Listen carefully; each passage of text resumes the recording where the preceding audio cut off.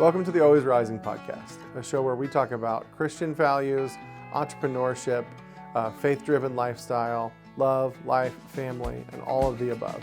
Thank you for joining us. We hope you enjoy the show. Welcome to the Always Rising podcast. This is episode 4. Today we have with us my guest and my new friend, Kevin Ward, from 441 South BBQ. Kevin, thank you for coming on and thanks being for a part having of the me. show. Yeah, absolutely. Listen, your food is fantastic. We'll start with that as a baseline. I come to your restaurant. I know lots of people in the local community here in Canton. We all love it. Can't get enough of it. So Right. So yeah, it's just it's a labor of love. It has to be. It's a lot of long hours, a lot of work. You're always working to make it better. Yeah. Because I feel like if you're not, then what are you doing? Yeah, absolutely. No, I mean, cooking. So I have a few friends who are in the barbecue and the restaurant business. So yes, I definitely can tell the dedication, the early mornings, all of that is so. It just takes a lot, right? Like, Right. You have to love it, otherwise you'd go crazy. I'm assuming those are early hours. I mean, some days you're crazy anyway. I think anybody in the restaurant world has got a little bit of craziness to them anyway, because of how low margins they are, and it's such a fine line. Yeah. So tell us about 441 South BBQ, and how did you get into it? Where did the restaurant come from? Let's take it back to the beginning for us. Well, so I've never been a restaurant guy. Okay. I've always loved to cook. I was an elevator guy. I worked on elevators for 25 years. Oh, wow. So I did that back several years ago, back in 2010. My family and I found out that I had a genetic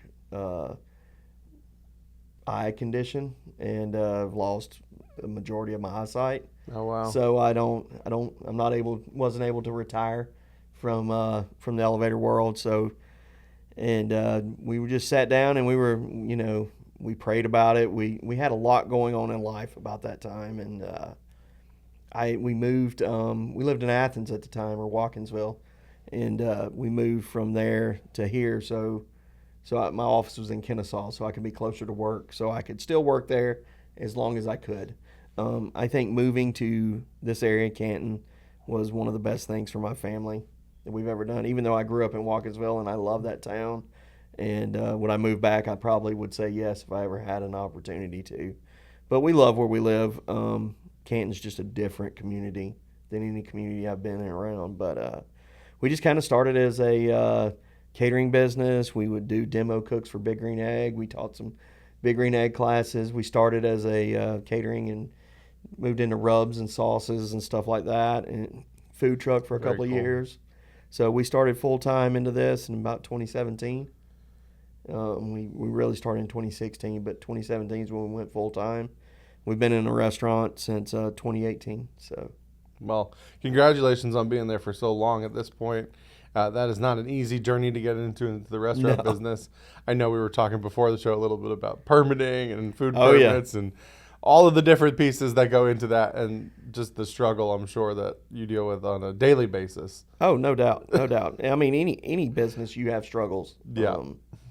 Permitting and jurisdictions and stuff like that are just part of the challenge. Yeah, absolutely. So you found out about an eye condition that you had, and that kind of sidelined your career, or your career that you had at the time, which I think, and I don't love stories where you find out that there's something wrong, but I love stories where, somebody who's established in their life, in their career, you were kind of on a trajectory and a path, and then you started brand new over again. How old were you at the time? Well, I was around 40. Okay. Yeah. When you started a whole new career. Right. And then that's a testament, right? This is a show about entrepreneurship and business and faith, and I think it took all of those things, right, for you to start that new career. No doubt about that. You talk about something bad happening. I kind of looked at it that way for a long time. I kind of looked at it as, hey, God, why me? Found out, when I found out I had a vision problem, I also found out my wife was pregnant.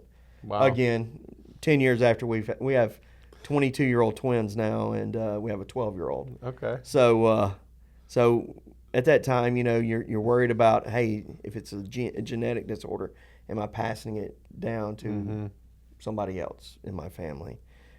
Finding out that we're having another mouth to feed on top of, hey, what does my future look like, was a whole different emotional state. But the longer you look at it and the longer you live in it, you find out that there's reasons for things to happen.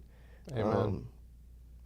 I working in the trade I worked in, I wasn't home a lot. I was gone a lot because I worked in Atlanta and lived in Watkinsville. So I missed a lot with my twins. Got to do some stuff with them, but day to day, they were pretty much in bed by the time I got there. I was gone when they woke up, every day. But I get to work with both of them every day. They work in our business too, full time. And I don't get to spend as much time with my 12-year-old, but I do get to see my twins. I do get to see my family, and just seeing they're passionate about what we do. Yeah. Is something else. And if we didn't have the vision problem, we would have never moved here.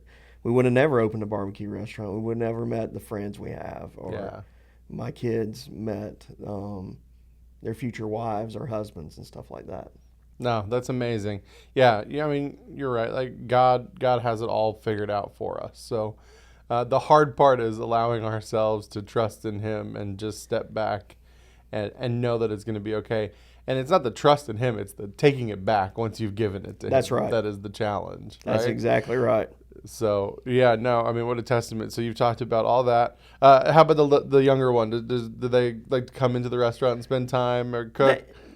They do do see a a little future bit. in barbecue? I don't know. He's more into other things. He wants to be a firefighter right now. That's awesome. We don't know what he wants to be in the future. He's into music. He's into computers and stuff. He's into a lot of different things than I was when I was growing up. But I don't know. We'll see. He comes and hangs out for a little while. He thinks it's boring in there. I get it. I have a 6-year-old, and at this point in time, one, I don't think he actually understands what I do for a living, but two, he has no interest in doing it for a career. So I was lucky. He came in with me yesterday. I was working on lighting and stuff in here, and he just kind of sat there. I used him as a guide, but he was not interested in participating in the video. He loves YouTube and watching videos, but no interest in participating on that side of it. It's a whole different ball game when you the production of a YouTube video. We tried it for a little while. We put some videos out, but I did it all myself. Like, I commend you. Like, I couldn't do that on it. I mean, I'd get better if I did it every day. Yes, you would. But just stumbling through editing videos and stuff like that. No. Yeah, it takes time. It takes dedication. As with every career or every business, right? It's the same way you get up at 5 o'clock in the morning to start cooking barbecue. Get up, stay up late, do the editing thing. That's right. It's just repetition and practice. So you obviously must have had barbecue in your heart somewhere, switching from one career to the new career in barbecue. Started with the sauces and rubs, like you mentioned. So tell us what's your history in barbecue? So I always grew up around people cooking, churches. My granddad cooked every day. Like, he was the main cook of their family, and grew a garden and all. And just being around good food, and one thing he always said was it just made him happy seeing people around the table enjoying his food, and that kind of stuck with me. Yeah. So it was cooking has always been a passion of mine, whether it was barbecue or just grilling. Back in, I've had a Big Green Egg for 25 years.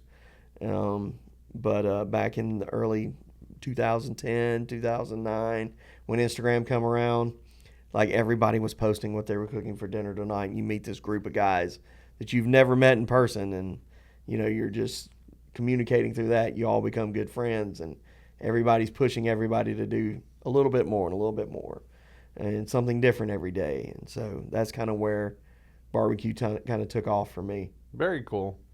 Very cool. Yeah, I mean, building a community, anything you can build a community around is cool. Oh, no doubt.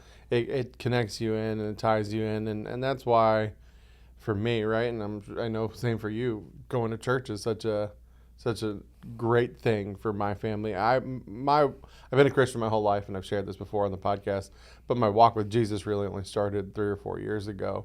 But since becoming really tied into the church, the people in my life, the community that I'm a part of, man, I feel I'm so grateful to God because the community in my life is so much stronger than it's ever been.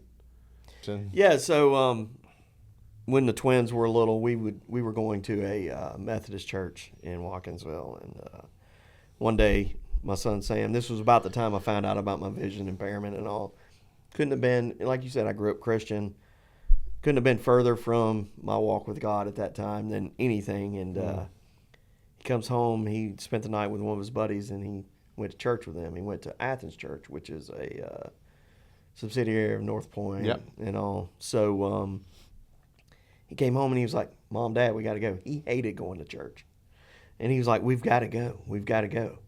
And my wife's like, what did they give you? You know? And he loved it. And I tell you what, that is by far the step in the right direction of getting back closer to God than I ever was.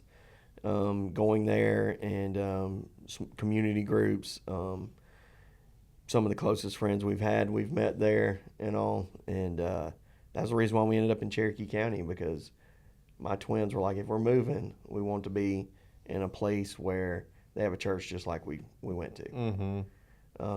And all, but yeah, I totally agree with you. Like, my walk with God has gotten closer the more recent years than it was any time before that. Yeah, that's amazing.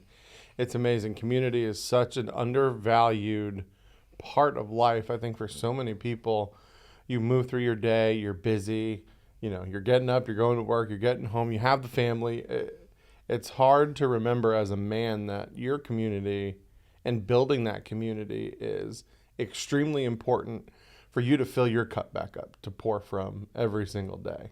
Oh, no doubt. No doubt, because you're the guy that everybody comes to that at the end of the day, hey, Dad, I need to be put to bed. Dad, I need this. So, like, yeah.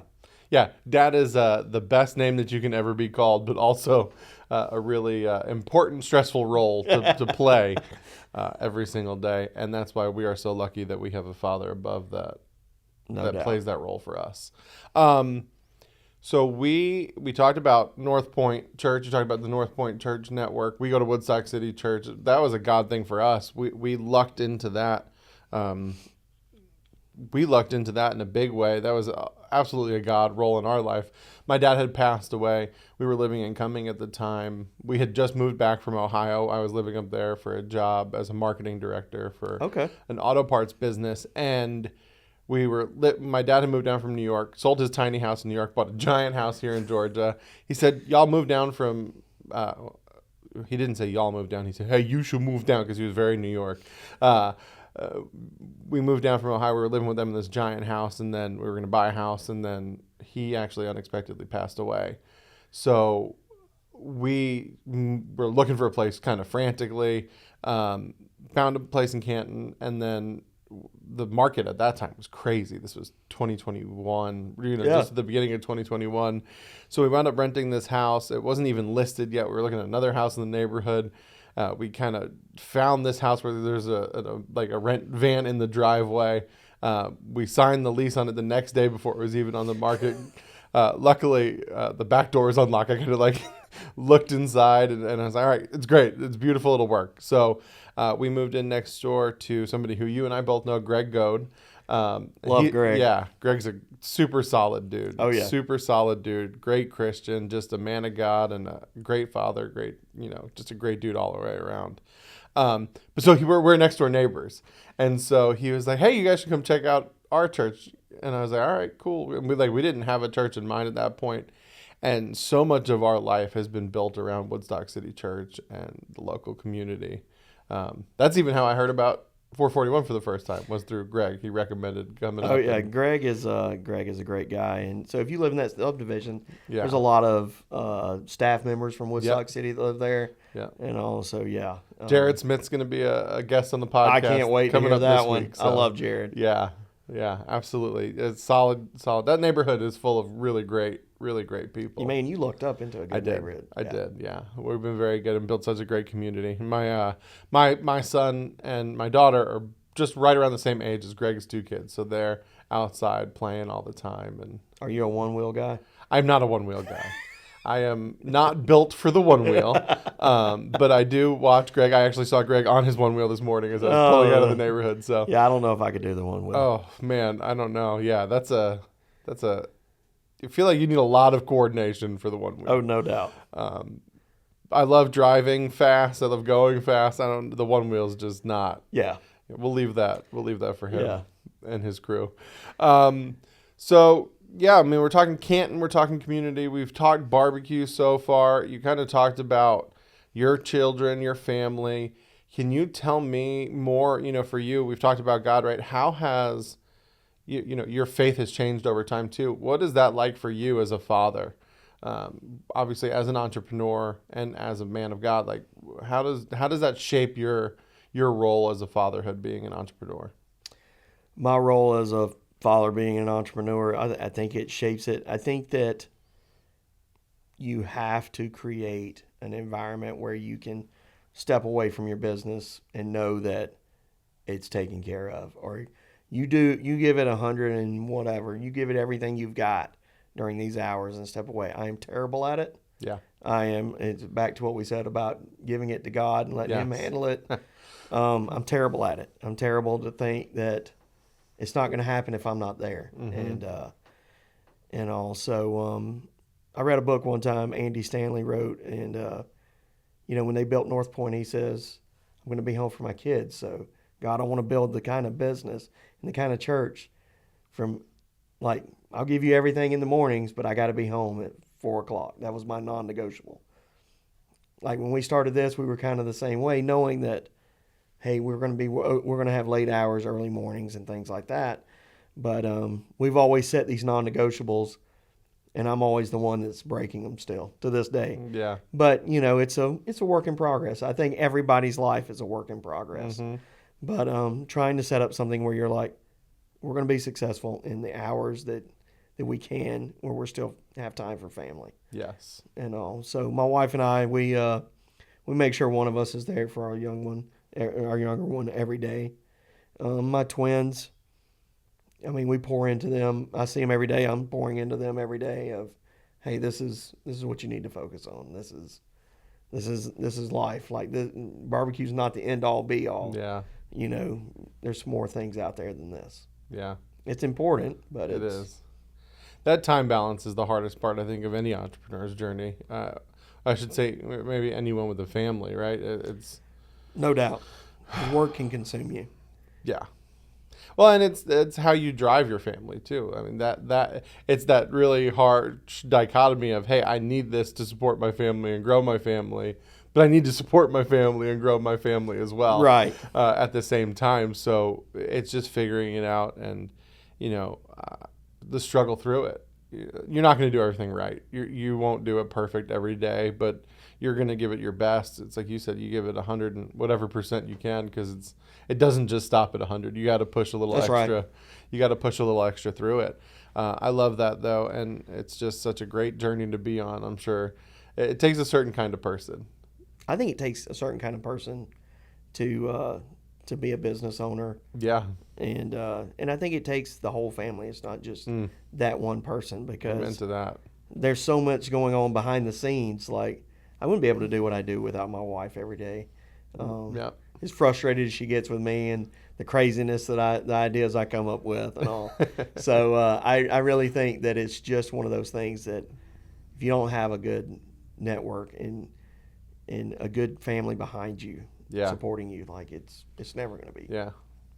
And down to the kids, right? Like that's exactly right. There's a certain level of acceptance that they've come to in their life, and they know it's just, hey, this is what mom or dad or they're going to have to do, and it's just a sacrifice that they learn to make, which could be a good thing, could be, I guess, to be determined. In my life, I have yet to tell. My kids have only ever known that, so unfortunately, they don't really have much of an option to figure it out one way or the other. I fully feel that because like my story, like my twins had to grow up super fast. Mhm. So when they were in high school, all their high school friends were out having a good time, doing things with each other. They were coming to work. Like my son feels like he's starting to loosen up a little bit, Mm-hmm. but he feels like he has to be there every day around me, even since he was 13. Wow. I gotta help. I gotta be there for Dad. I gotta be there to help Dad do this, or this. And he's starting to loosen up, take some time off, focus on life outside of the four walls of a restaurant or Yeah. just barbecue in general. Yeah. And I commend him because I'm one of those where, all right, we're gonna cook this brisket like this. You're not gonna wrap it till the fat renders and you can see that it's rendered and all this other stuff. Where he's like, hey, Dad, it reached this temp. Well, the fat render? I don't know. I wrapped it. It's good to go. It's going to be great. Like, he's just that kind of person where I'm in the stage where I can't do the when is good enough, Mm-hmm. Where he's like, this is good enough, We're still better than anything out there. This is good enough where I'm like, but how can we make it better? Yeah. Like, I wish I had more of his little relaxed view on it than I have. Yeah, no, I mean, and that speaks to the testament. You're both very entrepreneurial, obviously, Right. in different ways, and it's cool to see his progression from what you're telling me there, right? Of, hey man, he's learned so much, and he's learned how to do it to a certain type of style, and you've learned so much, and you're at this like. And that's the testament of a family business, right? It's Right. like, man, he's going to be the next generation growing it, all those things. And you're going to be the vision behind it of like, hey, well, that's cool. Now that he's gotten to that point, he can help you scale and grow and you can get to tinker and really dial it in and do all those. And you're exactly things. right. And like you said, you don't know if your son would ever want to do what you do, but when that's all he ever knows, Yeah. like eventually he's going to be like, what is Dad doing over there? Yeah. The passion behind it. It will. It'll come. Like my 12-year-old, he loves to cook with me, I love that. but he doesn't like the mass scale of it. Like, I don't think he truly understands. Yeah. So briskets. Let's talk more about. I want to hear Okay. some more about the restaurant. Tell me about how many briskets are you guys cooking a week? We do roughly about 100. Okay, Yeah. that's a good number. Yeah, That's a lot of between 80 brisket. and 80 and 100, depending on what kind of week we have. So tell me, okay, briskets. What else do you guys serve at 441? We do pork. Okay. We do pulled or chopped pork. We do whole hog sometimes as a special. Nice. We do chicken. Yeah. We do turkey, ribs, Whew. and then we make our own house-made sausage. Okay. Just saving money. You got a lot of trim off of briskets when you're trimming them up. We grind that up. We make burgers. We do burgers a couple of times a week, and we do sausage. Man, and you only wake up at 5 o'clock. You don't start at like 2, 1 in the morning. You just that's a Well, lot. I'm there very late most of the time. I got it. Yeah. Got it. No, that's awesome. And then you guys also put out these amazing specials. If anybody follows along on Instagram, and if you don't follow along on Instagram, the links will be in the description below. But I mean, all the specials you guys are doing too. So what's your favorite special there? Whew, so I haven't been in. It's been, I'll admit, a couple months. It's been a little busy. Yeah. I'm gonna try to stop by this week though. We'll get a picture together up there. We'll Okay. post it up on the Instagram. But the tri-tip I saw you put on the board. Oh, yeah. So good. I love tri-tip, and I saw a picture of it on Instagram. I was like, man, I got to get out there. That's my favorite. Like, if we eat steak, that would be my go-to Yeah. every time. Because it's not over fatty. It's just different. Yeah. Like, I like ribeyes, but I Yeah. love tri-tip. Yeah. And that's chimichurri on that. Yes, it It's looks so insane. good. It Yeah. looks so good. No, everything you guys post, I mean, it looks so good and so tasty. I could never eat there, by the way, every day because I would be a million pounds. But no, the food you guys are doing out there, the barbecue is phenomenal. The specials are so good, and you guys also make cheesecake up there. Yeah, so we make dessert specials every Okay. week. Like, I was doing cheesecakes for a long time. Yeah. There, I do them. Like, if somebody wants to buy one, I'll make one. I make cakes. So it's one of those where, yeah, I can hire a pastry chef, but Sure. I don't want to hire somebody just focusing on that when Yeah. we can do it ourselves. Yeah. So we've gotten into cake baking and stuff like that, which is, people are laughing at me. What's the barbecue guy baking cakes for? But we do cheesecakes, just regular cakes. Here lately, we've been into handcrafted milkshakes. Okay. So this past weekend, we did a cinnamon toast crunch Ooh. peach cobbler. Oh my goodness. Milkshake. That So, sounds so good. It was great. That sounds so good. You is that okay? So that's I guess my real question. Is that a barbecue guy thing with cheesecakes? Because one of my best friends, Darren Cohen, he owns a barbecue restaurant, and he is also a cheesecake guy. Is that like a barbecue guy thing, or is that just happenstance? I think it just goes well with barbecue. I think it's a cool, Yeah. like you eat a rich meal, and Yeah. it's like banana pudding, Yep. and something to cool you off, something a little lighter. Yeah. That's not so heavy to finish it off with. It's a great pairing. I yeah. never complain about finishing up a nice meal of barbecue with some cheesecake, and then ideally I left some room in the afternoon for a nap following that. But no, it's great, and your cheesecakes are excellent as well. You've been in business now for how many years? This is our 8th year. Okay, so 8 years. When did you feel like, man, this thing is going to be sustainable? I think, like when we opened in 2018 as a restaurant and food truck and all, the food truck was before the restaurant, but when we opened the brick and mortar in 2018, we thought we had made it. And we got, cocky, whatever. Hey, we're the only thing like it around. Yep. I think what we do today is night and day different than what I did in 2018. I think going through COVID kind of took the wind out of our sail because we were well on our way of being something way more than what we are today.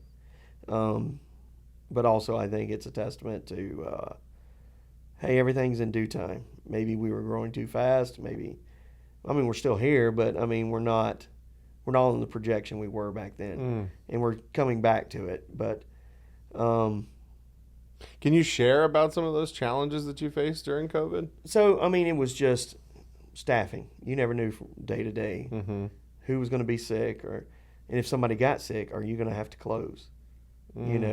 How long would you have to close?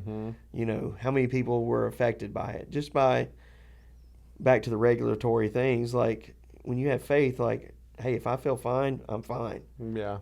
But when you're dealing with the public and not knowing what it was, you were trying to abide by the health department, you were trying to abide by your customers, Yep. and abide by your family and everybody else's family that works there to make sure they're paid and taken care of. Challenges were, staffing, who was going to be there, who wasn't. If one person got sick, who else was exposed to them back then? Yeah. That you wouldn't have. Easily one person gets sick, you could wipe a restaurant out for 2 weeks, and be closed. And when they were out sick, you had to pay them. So that was an extra expense on top of that. Yeah. We couldn't have people come into the restaurant. Everything had to be to go. The added expenses, added challenges. The supply chain was messed up. You didn't know what you were going to have day to day, week to week. Hey, I could be open, but if I didn't have the briskets or the butts or anything like that, what were we going to serve? Yeah.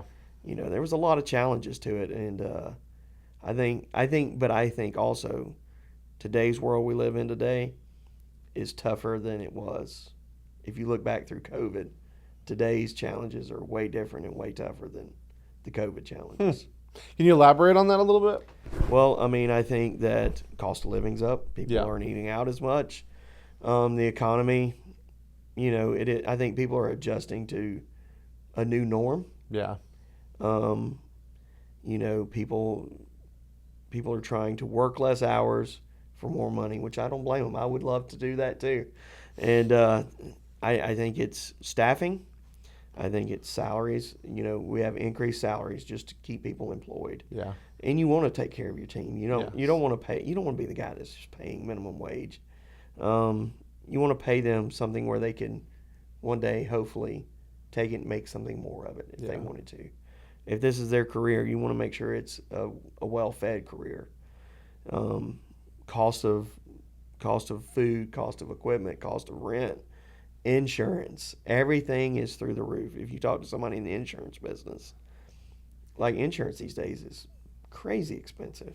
Yeah. Like we had a catering van. Our catering van, our insurance on it was more than the van was worth. That's crazy. Yeah.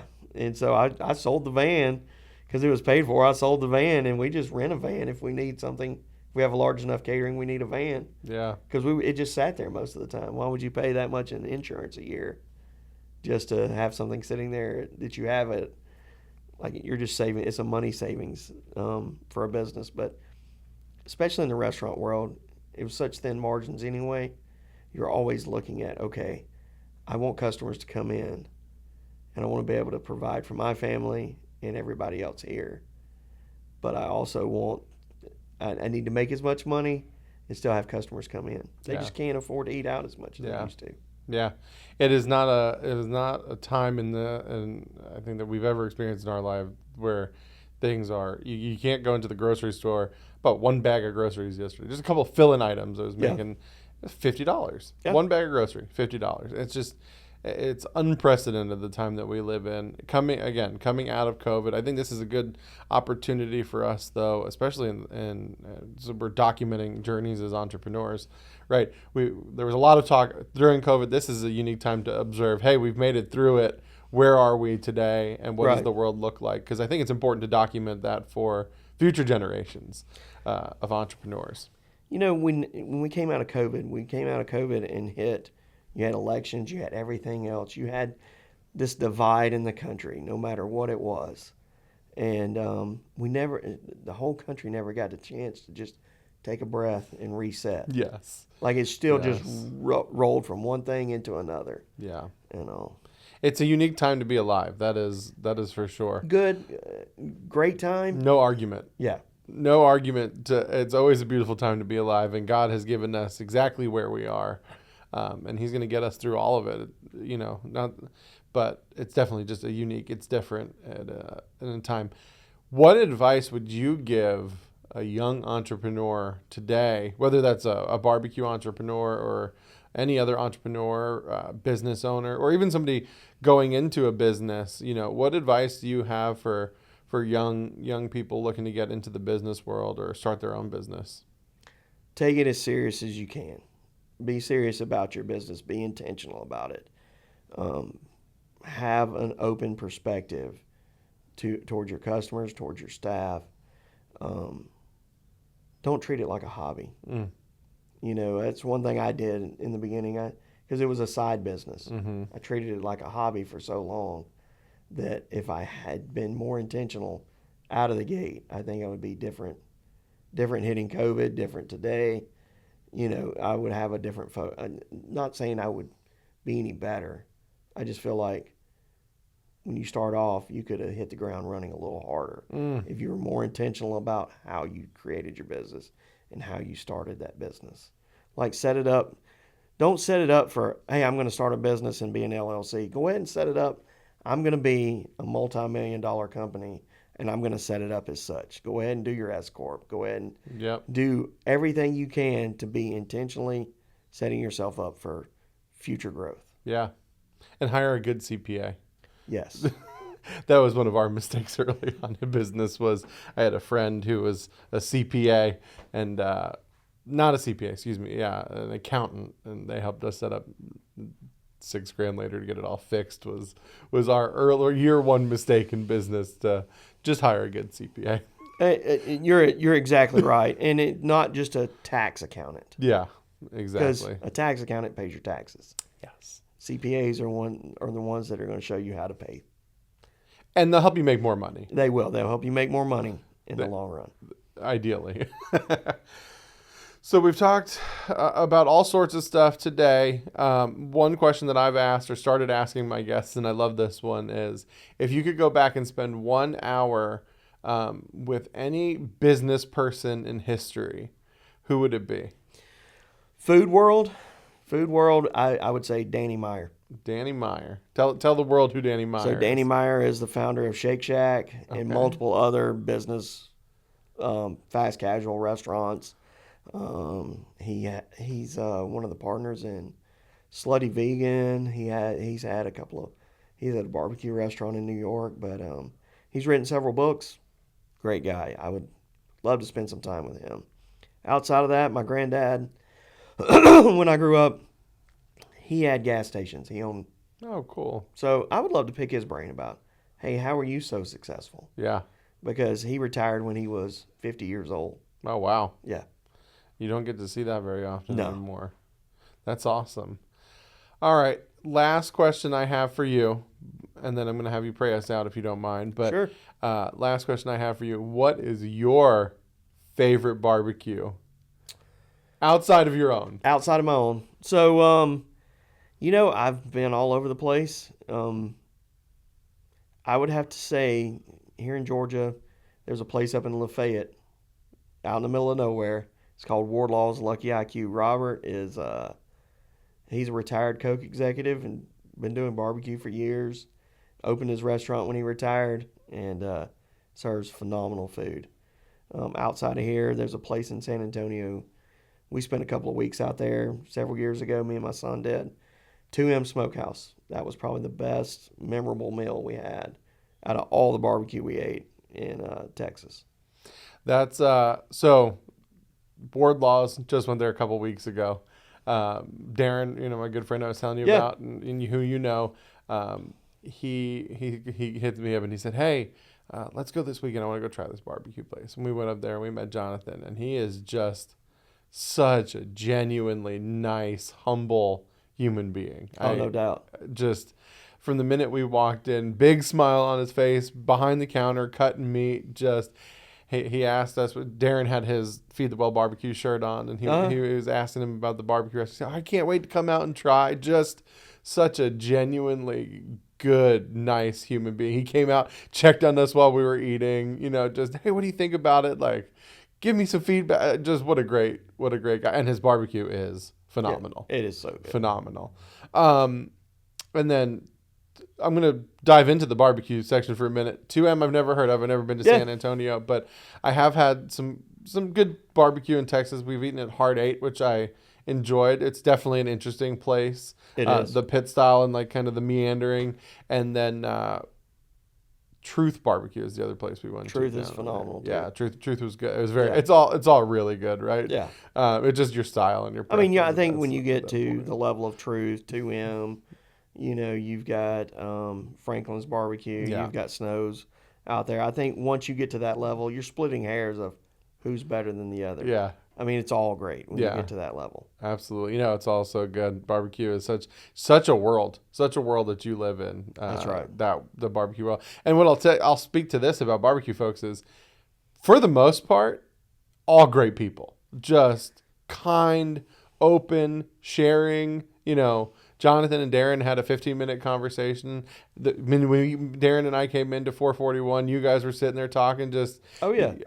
And it's so open, and that's a unique thing, I think, in business. I said it the other day. We do Facebook Live every Tuesday night, me and a buddy of mine, and talk about barbecue. We talk about the restaurant world and just food in general. If you ever need help, just find a barbecue restaurant. Because those guys, 9 times out of 10, if you're out of gas, if your tire's flat, like, I can't tell you how many times we've changed tires in the parking lot or jumped somebody off. But if you ever truly need help, I think the barbecue community is one of the most helpful communities. Because, one, you have to have a servant's heart to be in a service industry anyway. And I think they would go above it. Not saying other restaurants wouldn't, but barbecue world, they're the rough, tough guys. They're going to go above and beyond anything to help somebody out. Yeah, absolutely. Well, Kevin, thank you, man, for being on. Sure. I appreciate the conversation. I'm sure we'll have you back again sooner than later. And we'll definitely come out. I'm going to have some barbecue later on this week at the restaurant. So awesome, man. If you wouldn't mind praying us out Sure. as we close up for this episode. Sure. Lord, I just come to you today and thank you for this time Andrew and I got to spend together, Lord.